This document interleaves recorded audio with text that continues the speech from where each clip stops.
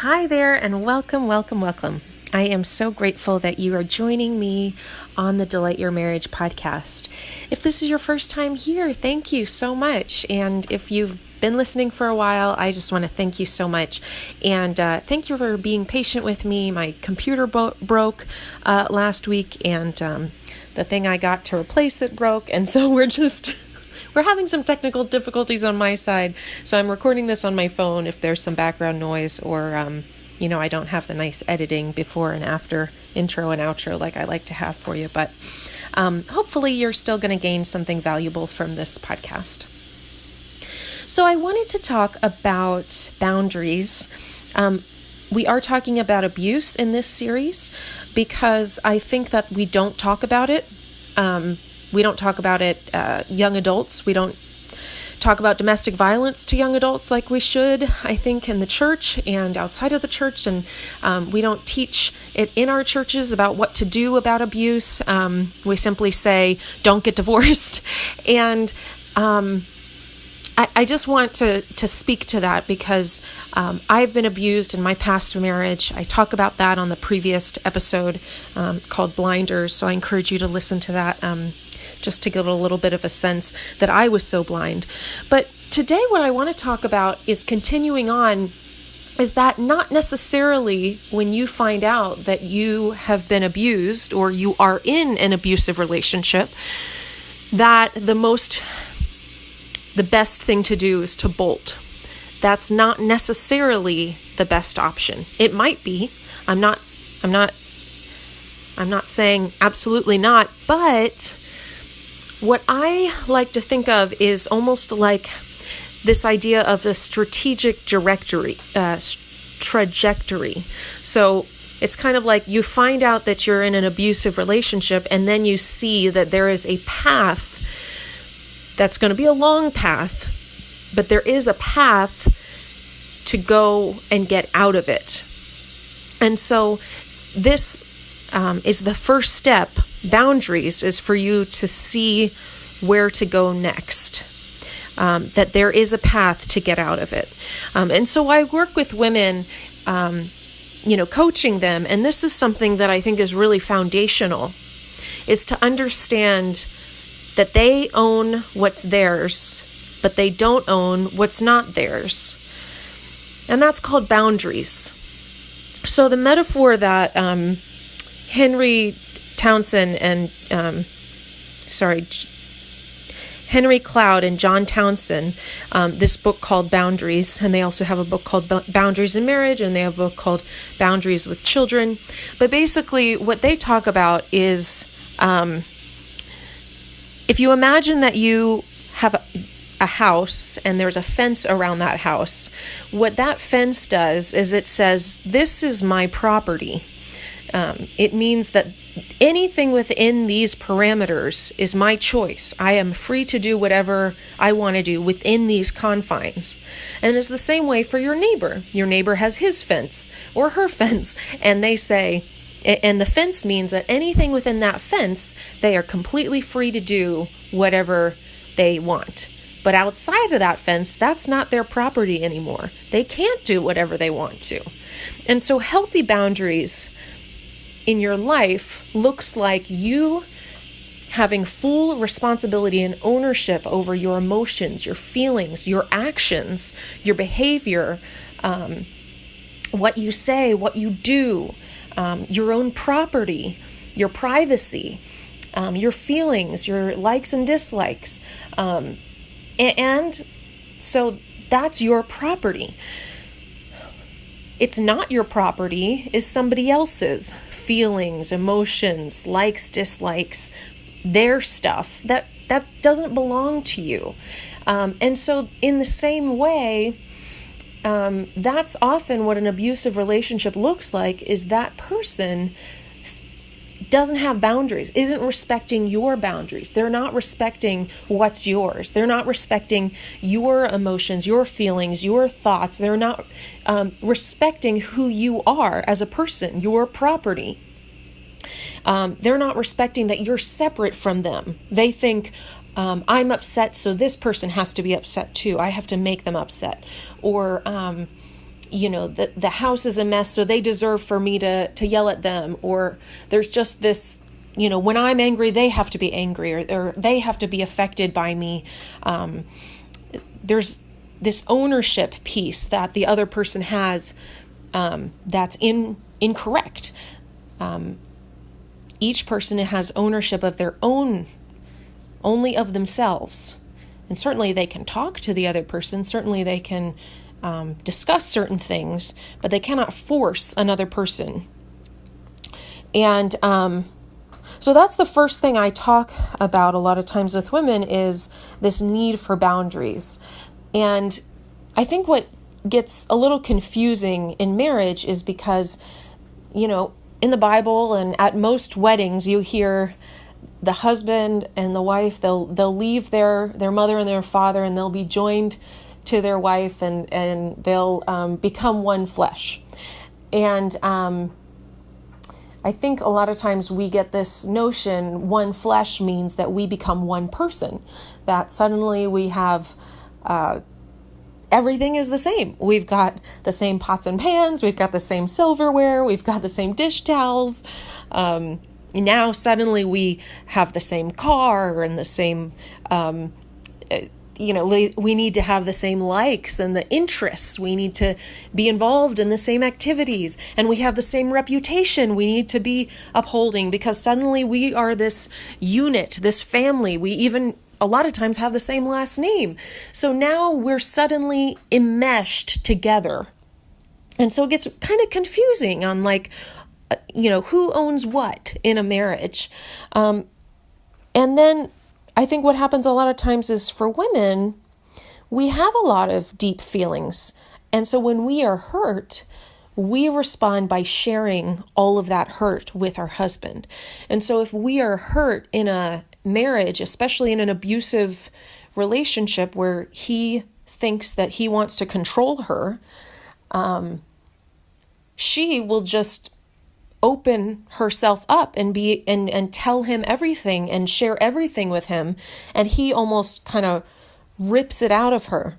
I think this happens because women really trust their husbands, and they want to believe that their husbands are safe, and that they feel that they should be able to tell their husbands everything.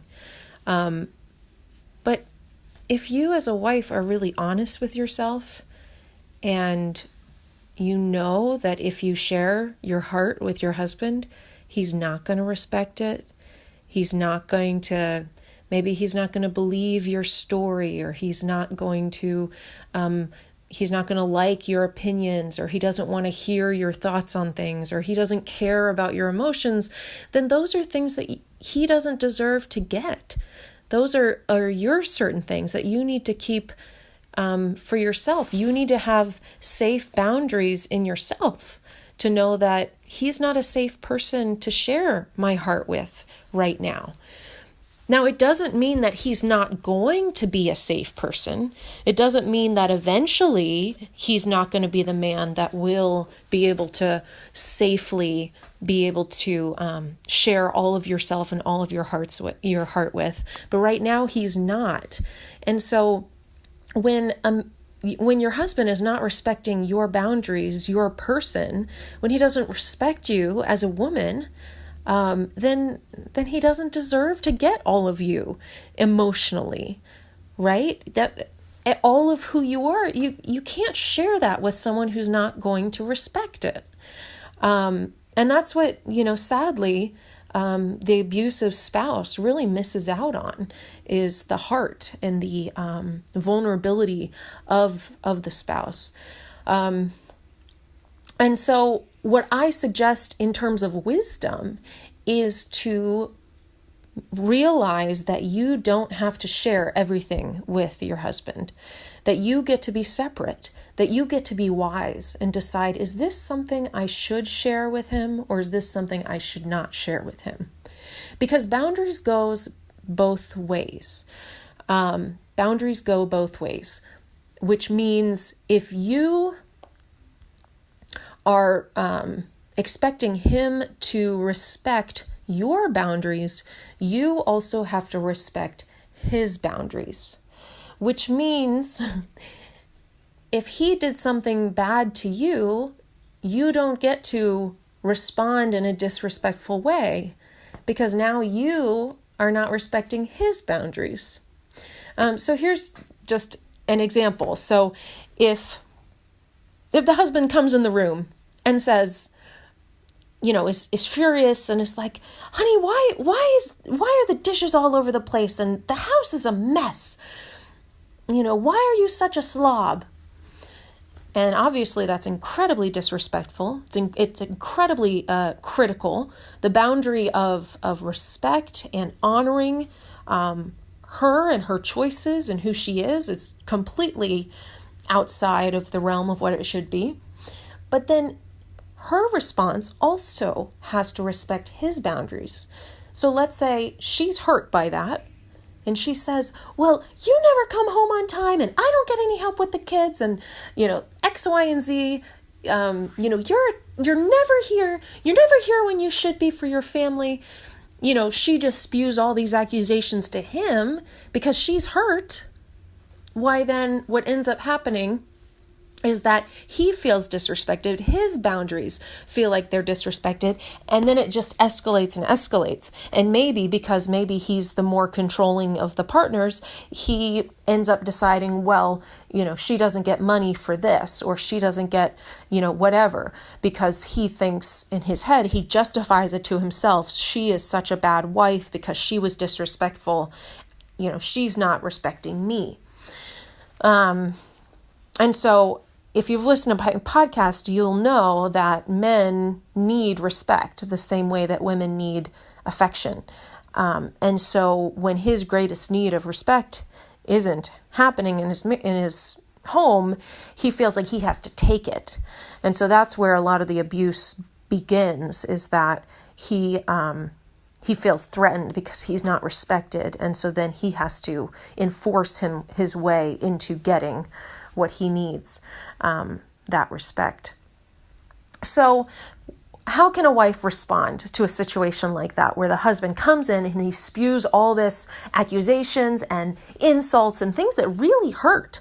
Being called a slob by your partner, it's awful. And this is stuff that happens in my coaching clients, that women tell me about these experiences. And here's the thing.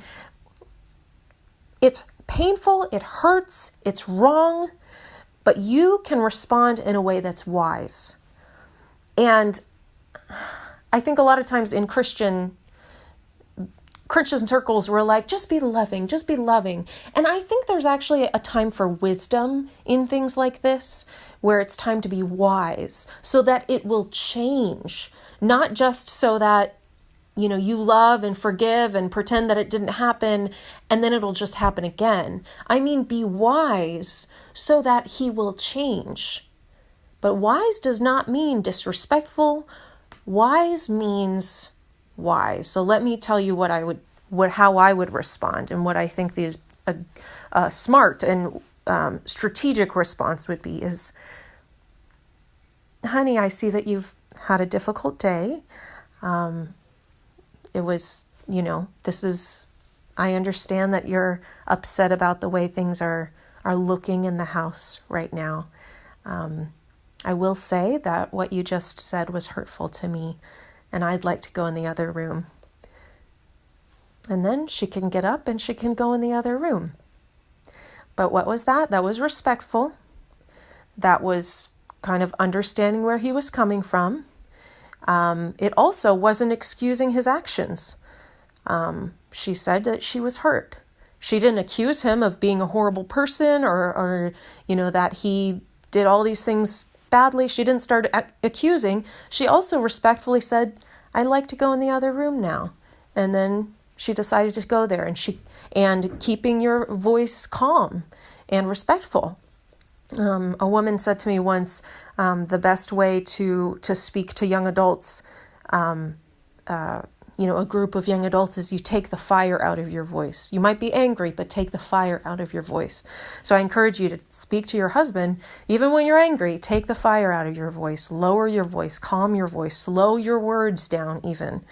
And that speaks respect, even when you feel in yourself like you want to explode with pain and hurt, and with accusations, and you want to throw all those rhetorical knives because you feel hurt and bloody and wounded. But that's not going to change things in your marriage. So what you did in the situation that I'm just explaining is you made some separateness between your husband and you. Because what you did in your head is you feel hurt, but you are not going to tell him all of those things. Instead, you're going to say, okay, all he needs to know is that I am hurt.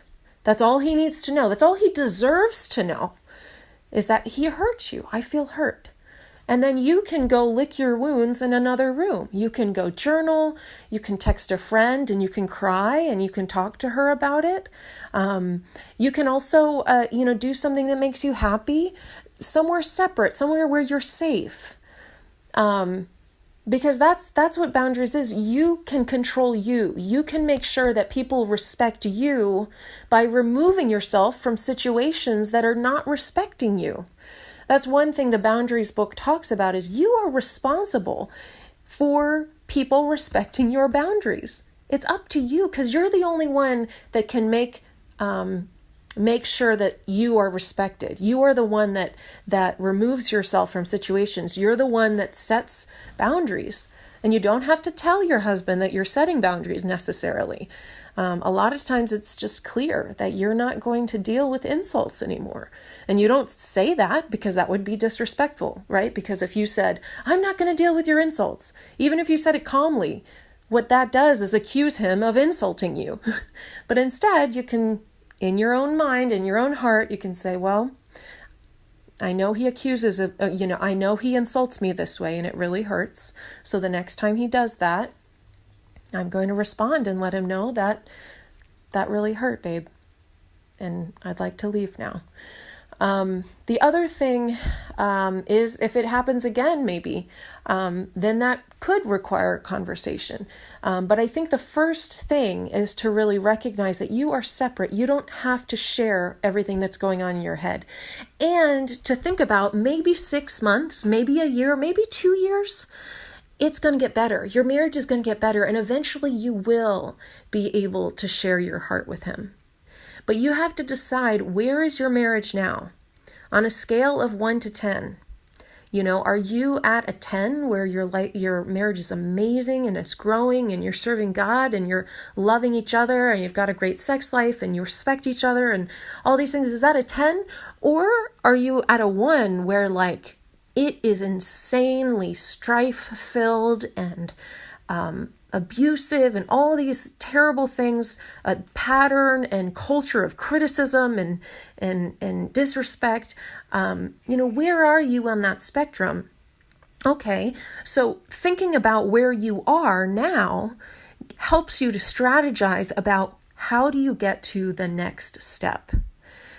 When you're at a level 3, you are not going to act the same way when you get to a level 7. A lot of marriage experts talk to people about how marriages should be, and they're at level 7s and 8s. But what about the people that are at level 3s and 4s that, are like, oh, so I'm supposed to be honest with my husband about everything, and oh, there shouldn't be secrets and all this stuff. And I would say, does your husband deserve that honesty?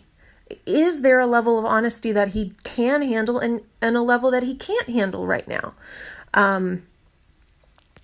So it's hard to really know unless there's, specific examples that you and I are talking about. Maybe on coaching, I can have a better, hear what's really going on for you. But I just want to assure you that honesty is not the same as openness.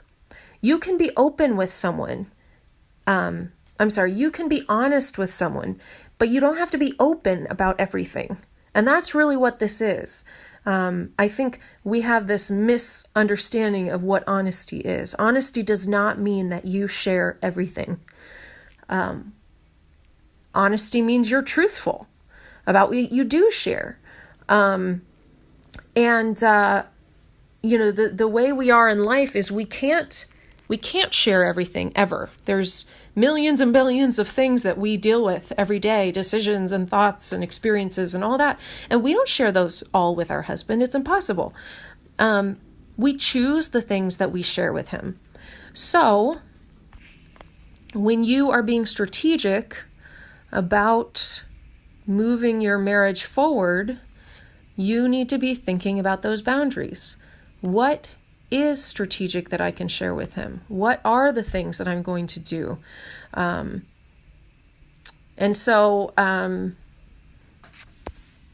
Now, I don't want you to feel that now you have to isolate yourself, that you can't talk to your husband, so now you can't talk to anyone. I actually completely disagree with that. I think you should be talking to trusted, wise friends that love you and want to help and want to hear what's going on.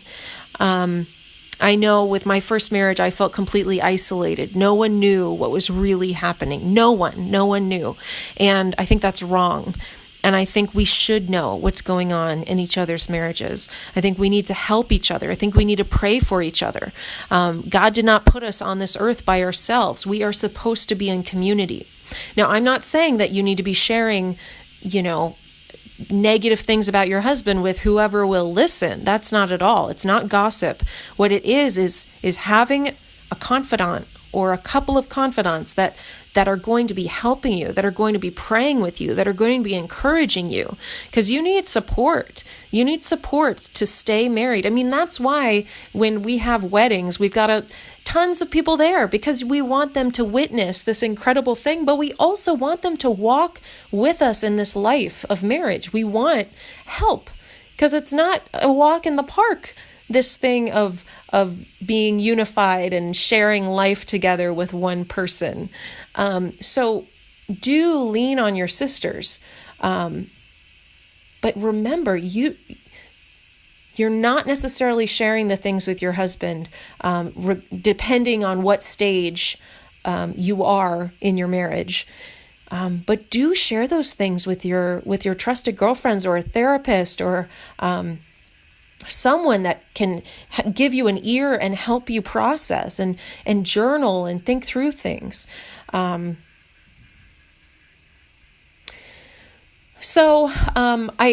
a good example, I think, sometimes of like figuring out how to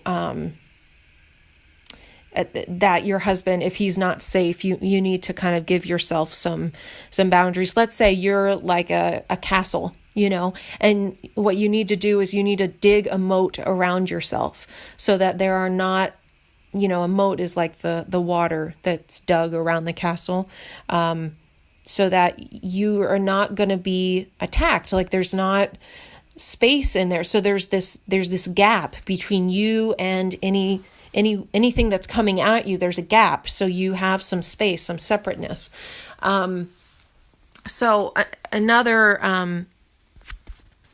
Another thing is just to be thinking about how you can reflect on what is in your boundaries, what is in your control. Because once again, it's not just what's in your control. You can only change you, which means you also have to respect him. It has to go both ways. So I encourage you this week to be strategic, to be respectful, and to journal and process and think through what is within my control, what should I be respected about, and respond when it's disrespected, respond respectfully, but also wisely. A really good thing is to say, I feel hurt, and leave the room in a respectful way. Or ouch, and then leave the room in a respectful way. Okay, well, we are going to be talking next week, continuing the abuse series, but once again, this is also for women that just have different levels of abuse. It might not necessarily be, quote, abuse, but it also might be meanness or disrespect or a culture of criticism in your marriage. And please share this with anyone that you think would benefit from it. It's very, very important that you understand boundaries for yourself and for your family. God bless you. And let me just pray. Father, thank you so much for the wife on the other end of this microphone, God. I pray in Jesus' name, Lord, that you would guide her and lead her, Lord, and help her to discern where she is in her marriage and what is the next step. How can she move wisely to make things better? God, that the pain that she is feeling, God, that she doesn't need to respond to it in the way the enemy wants to respond to it, that will actually destroy their marriage, God. But help her to respond in that pain, in that hurt, God, with wisdom. God, help her to do that, Lord. Only you can do that, Lord, that you can guide her and teach her, Lord. And I pray that you would put wise, loving friends around her that can support her through this, Lord.